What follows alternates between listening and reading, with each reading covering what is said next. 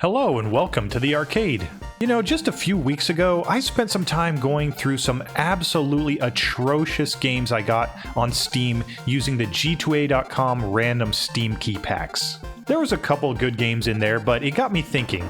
I went through all that trouble and effort just to play some of the worst games of all time, so why not give some actually good games a chance for once? And what's better than good games? Well, underrated games, of course. So today I want to talk about some of the most underrated games that I have in my Steam library, tell you some of my thoughts about them and why I think they're underrated. Two of them I played before in the past around the time when they first came out, and one was brand new for me for this video. So here we go. Here are what I consider some of the most underrated games on my Steam library. Now, before we get started, here's a quick rundown on how I determined that these games were underrated. First, I went into my Steam library, sorted by Steam reviews, and took a look at the lower third. Then I sorted again by Metacritic score and did the same thing. The games that were consistently in the lower half or lower third between those two sort options were the ones I considered trying out for this video, either for the first time or again since I played a couple of them in the past. But the main stipulation was obviously that the game had to actually be, good. If it's not good, then it can't really be underrated, can it? Sorry, Star Trek. Alright, with that out of the way, let's move on to the games. Number 1, Lost Planet Extreme Condition. Lost Planet is a third-person shooter developed and published by Capcom. The game combines a standard action formula with a unique survival element set on a bug-ridden ice planet. You have to navigate some platforming sections, shoot and throw explosives at enemies, and manage your thermal energy to stay alive. The story of the game follows Wayne, a young man who suffers from amnesia after his dad gets killed by a massive alien they call the Green Eye. Then you wake up having been rescued by a group of snow pirates who are fighting against both the alien Acrid and the corrupt Nivek Corporation. As Wayne regains his memories, he plans his revenge against the Green Eye while uncovering a conspiracy related to the planet's colonization and the fight for survival. The game mostly takes place on EDN-3, a planet covered in snow and ice. And the planet has harsh weather conditions that are constantly threatening anyone on the surface.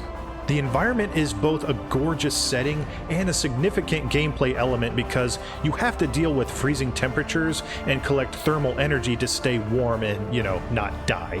The planet is inhabited by the Acrid, these Starship Trooper bug-looking dudes that come in several different shapes and sizes and range in their abilities and attack patterns.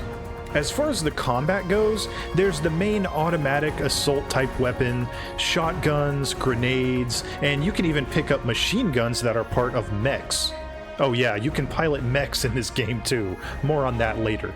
The main thing that makes the combat feel so good is not only the look, feel, and sound of the weapons, but the incredible visual effects and buttery smooth frame rate plus motion blur. I know some people have some thoughts about motion blur, but I think it fits this game really well.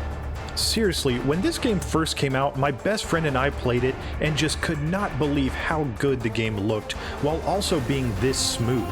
And you know what? It actually holds up. I think this game still looks amazing to this day. It just has this art style and the smoothness to everything, despite how much can be going on the screen at once. It's really awesome just to look at and enjoy while playing. One of the game's core mechanics is the collection and management of thermal energy. You have to keep your T-Eng filled to survive in the cold, and it's also used to power certain weapons and equipment. You find it by defeating Acrid, powering up beacons, and destroying energy sources. There's also a grappling hook that adds a layer of verticality to the gameplay. You can use it to reach higher ground while platforming, traversing gaps and stuff like that, and you can use it during combat to reposition yourself. Okay, now on to the mechs. You can pilot mechanized suits in this game known as Vital Suits or VS, which give you some seriously big guns, grenade launchers, and a bigger health bar. The suits come with different weapon loadouts and can be customized with weapons found throughout the game. Oh yeah, and they can fly too. Lost Planet also features some intense boss battles against some enormous Acrid creatures. These encounters often require strategic use of the environment and the grappling hook, as well as careful management of your T-Eng. Each boss is pretty unique, and some of them really remind me a lot of another Capcom franchise, Monster Hunter. Yeah, of course, I had to bring up Monster Hunter in another video. And now, about the multiplayer. I never played it, but Lost Planet did include a few different multiplayer modes and game types, including a standard deathmatch and team-based objectives. Overall, Lost Planet Extreme Condition offers what I would consider a unique blend of third-person shooting, resource management, and adventure set in a visually striking and hostile environment. Its combination of innovative gameplay mechanics, compelling story, and intense and epic combat sequences make it a distinctive and memorable experience. Despite mixed reviews initially, its unique elements have earned it a place as what I would consider an underrated gem worth your time. Number 2. Homefront. Homefront is a first-person shooter developed by Chaos Studios and published by THQ. I mention that because I picked this game up as part of the THQ going out of business sale and hadn't ever tried it until very recently for this video. The game is set in a near-future dystopian America that's been invaded and occupied by a foreign government. Players take on the role of a resistance fighter engaging in guerrilla warfare to reclaim their country. The story and setting remind me a lot of some of my favorite games like Freedom Fighters and Spec Ops: The Line. The story of the game begins in the year 2027 after a series of global military conflicts lead to the rise of another nation as a superpower to challenge the US. Following the collapse of the US due to economic and political instability, that superpower launches a surprise attack that disables America's infrastructure and military capabilities. They then invade, which leads to the occupation of the US, with the story focusing on the resistance movement in an occupied Colorado. You play as a Marine named Jacobs, a former pilot who is recruited by the resistance. Alongside other resistance members, including Connor Morgan, who is an absolute psycho, and Rihanna, you complete various missions to disrupt the foreign nation and start a nationwide rebellion. The story highlights the brutality of the occupation and the sacrifices made by the resistance fighters. Some of the events in the story even rival the gruesome scenes from Spec Ops: The Line, which does have the better story, but Homefront definitely takes the advantage in the gameplay and cinematic department. Like I said, Homefront is set in a bleak and oppressive version of the United States under foreign occupation. The game takes players through various locations in Colorado, including suburban neighborhoods, schools turned into concentration camps, and industrial areas repurposed by the occupiers. The environment reflects the harsh reality of life under occupation, with propaganda, military checkpoints, and scenes of civilian suffering prevalent throughout the game. And having not played much of the Call of Duty franchise or really much of any modern shooters, I can't think of any other game that actually has levels in suburbia quite like Homefront does. Homefront has a pretty traditional first-person shooter setup that has you using a variety of weapons like automatic rifles, shotguns, and explosives to fight the occupiers. The combat is intense and gritty, which I feel like emphasizes the desperation and resourcefulness of resistance fighters. You pick up and drop new weapons all the time, and the guns can take down enemies in a single shot or two for the most part. The plot of the game has the main characters performing guerrilla tactics, with characters using hit-and-run strategies, ambushes, and sabotage to weaken the occupiers. There's quite a bit of sniping, stealth, and strategic planning to complete missions and avoid getting overwhelmed by superior numbers and weaponry. Now, when Homefront first came out, I remember a lot of the advertising making a big deal about the multiplayer and how big the battles were and how unique of a concept it had.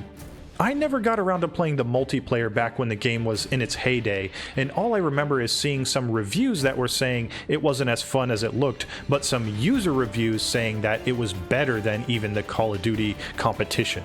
I wish I had given it a shot back then, but even without the multiplayer, the story mode alone is really intense, fun, and worth your time.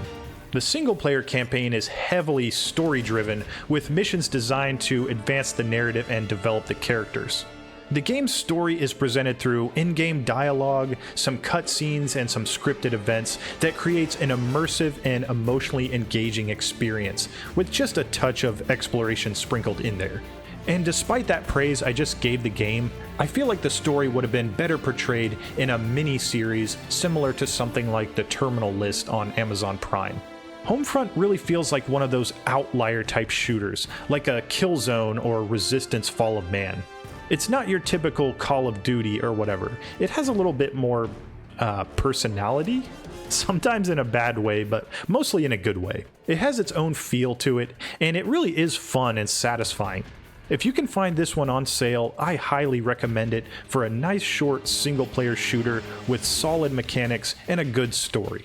Oh, and that final mission is absolutely jaw-dropping. And finally, last on the list is Dark Messiah of Might and Magic. Dark Messiah is an action RPG developed by Arcane Studios and published by Ubisoft. The game combines first-person melee combat, magic, and an interactive environment, offering a dynamic and immersive experience in a rich fantasy world. So I originally tried this game back when the demo first released, and I immediately fell in love. I lost count of how many times I played through that demo, and my poor brother tried to buy the game for me as a birthday present, and the guy working at GameStop at the time told him not to buy it because it was no good. My brother regrets this and tells me about it all the time, but listen, my brother, I forgive you. Don't let this guilt burden you any longer. Anyway, so the game is set in the world of Ashen, a kind of weird high fantasy setting filled with your typical medieval knights, wizards, cyclopses, and ghouls. The kind of fantasy it is kind of reminds me of something like Guild Wars. Not your typical high fantasy, but something with a little extra weirdness thrown in.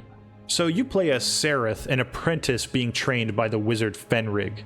Sereth gets sent on a mission to retrieve an ancient artifact called the Skull of Shadows, which supposedly holds a great and mysterious power.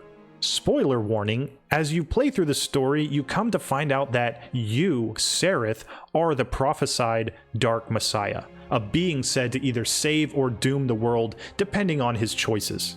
The story explores these kinds of themes of destiny, power, and morality, and makes you face different challenges and make decisions that determine how the story plays out and how certain characters react to you. The setting of the game is the fantasy world of Ashen, featuring diverse environments such as medieval towns, dark dungeons, haunted ruins, and lush forests. The game is rich with lore, populated by humans, orcs, goblins, undead ghouls, and other fantastical creatures. The world is detailed and immersive with a dark and gritty atmosphere that enhances the sense of adventure and danger. The game is known for its intricate first-person combat system. Players can engage in melee combat using swords, daggers, staffs, and other weapons. The combat mechanics are highly interactive, allowing for precise strikes, parries, and counters. You can also use a variety of spells ranging from elemental attacks like fireballs and ice bolts to defensive and utility spells like healing, telekinesis, and seeing in the dark. The magic system adds a ton of depth to the combat, enabling different playstyles and strategies almost to an unlimited degree. But one of the standout features of Dark Messiah is its use of the environment in combat. You can kick enemies into spikes or fire, you can throw objects, you can collapse structures, and use traps, all to your advantage. This interactivity creates dynamic and varied combat scenarios where you could play through the same mission 100 times and have it be a little bit different each time. The game also includes RPG mechanics such as character progression, skill trees, and inventory management. You can choose to develop your skills in melee combat, archery, stealth, or magic, or all of the above, and that allows for a huge customization of your playstyle. And in addition to the combat, you can also use stealth to avoid enemies, set ambushes, or take out targets silently. The game also encourages exploration with hidden areas, secrets, and loot. The story of the game features branching paths and multiple endings based on your choices. Sereth's actions and decisions influence the narrative, providing a sense of agency and replayability.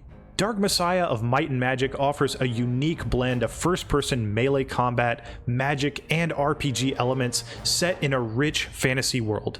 Its dynamic and interactive gameplay and combat, combined with a compelling story and atmospheric setting, make it a standout.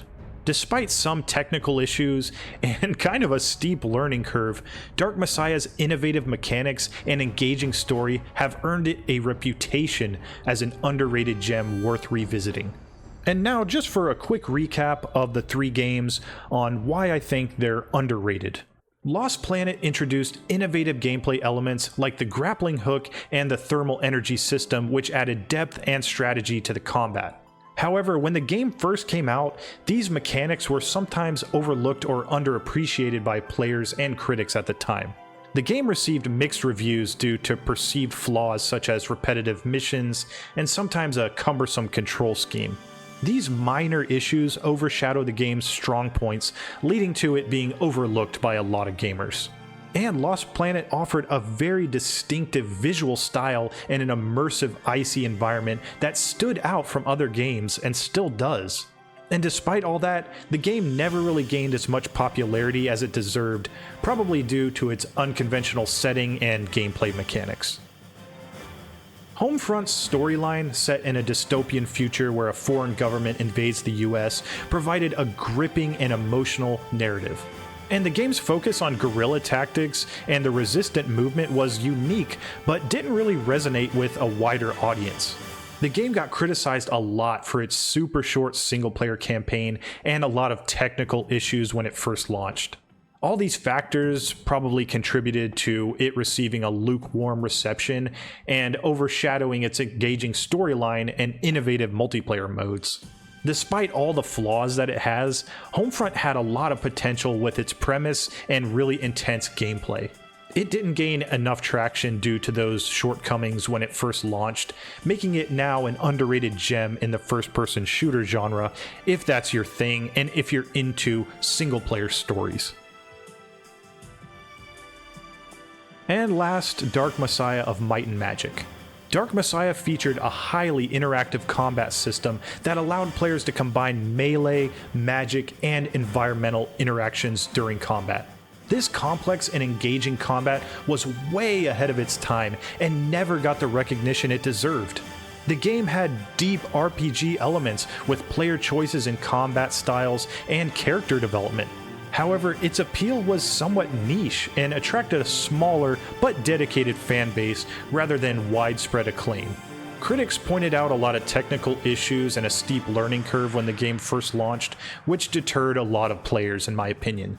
And despite all that, Dark Messiah provides a rich and satisfying experience for anyone who chooses to delve into the mechanics and the fantasy setting of the game, making it a hidden gem in the action RPG genre.